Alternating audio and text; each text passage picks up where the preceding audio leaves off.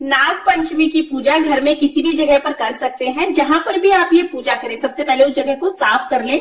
इसके बाद देखिए हम काजल लेंगे और काजल से नाग का चित्र बनाएंगे।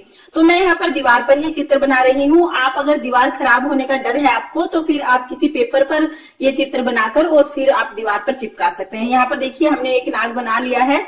आप चाहे तो नाग नागिन का जोड़ा बना सकते हैं, यानी बस 2 नाग बना सकते हैं, या फिर आप 5, 7, 9 जितने भी आपका मन हो उतने नाग का चित्र आप बना लीजिए। तो इस तरह से देखिए हमने 5 नाग बना लिए हैं।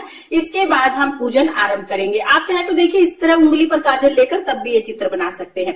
इसके बाद सबसे पहले शुद्धिकरण करेंगे, तो हम जल के छींटे लगा देंगे। उसके बाद हम सभी को हल्दी से तिलक करेंगे। हल्दी से तिलक करना बहुत जरूरी होता है, तो हम यहाँ पर हल्दी से तिलक करेंगे। इसके साथ ही हम रोली से तिलक करेंगे। देखिए आप चाहे तो आप आटे से भी नाग देवता बना सकते हैं या मिट्टी से भी बना सकते हैं, लेकिन उनका फिर आपको विसर्जन करना होता है। तो अगर आप विसर्जन कर सकते हैं तो ठीक है, विसर्जन ना कर पाए तो इस तरह से आप चित्र बनाकर पूजा कर सकते हैं। देखिए तिलक करने के बाद हम दिया जलाएंगे। तो यहाँ पर हमने देसी घी का दिया लिया है। इसके बाद हम दिए को भी तिलक करेंगे, क्योंकि दिए का भी पूजन किया जाता है। अब हम वस्त्र स्वरूप कलावा समर्पित करेंगे। अब हम पुष्प समर्पित करेंगे। नाग देवता को खुशबू बहुत अच्छी लगती है, तो आपके पास जो भी फूल हो, जो भी आपके आसपास आपको मिल जाए, वो फूल आप जरूर समर्पित करें। इसके बाद देखिए भीगे हुए मोठ और बाजरा ये चढ़ाया जाता है, तो आप मोठ और बाजरा चढ़ा दें। साथ ही भोग में हमें कच्चा दूध चढ़ाना है।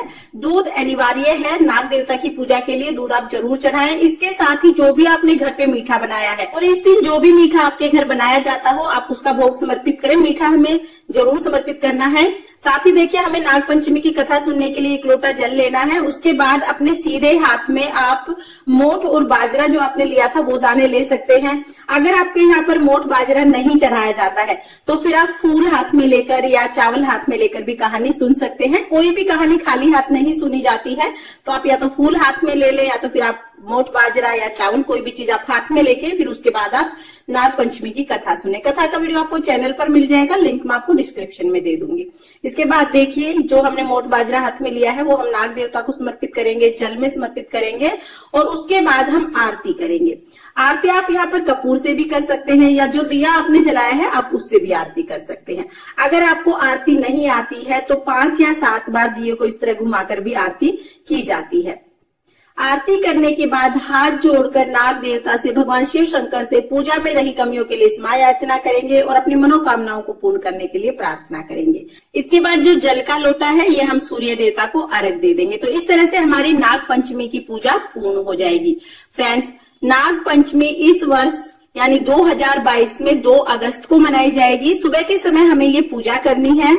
और देखिए अगर किसी को काल सर्प दोष है तो इसके निवारण के लिए नाग पंचमी के दिन नाग नागिन का जोड़ा बनवाया जाता है और भगवान शिव शंकर के मंदिर में चढ़ाए जाते हैं।